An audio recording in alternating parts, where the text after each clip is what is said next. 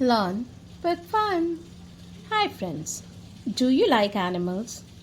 Then come, let's learn about farm animals today.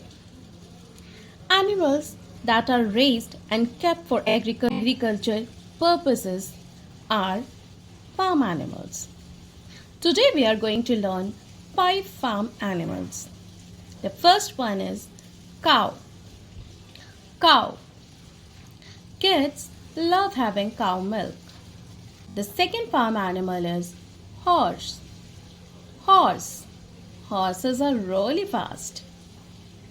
Third farm animal is sheep. Sheep. Sheep. Sheep is soft as its whole body is covered with soft fur.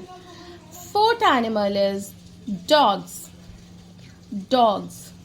Dogs are really best friends of human. Fifth is hen.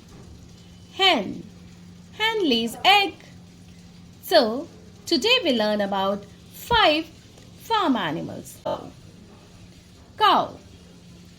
Cow. Horse. Horse. Horse. Sheep.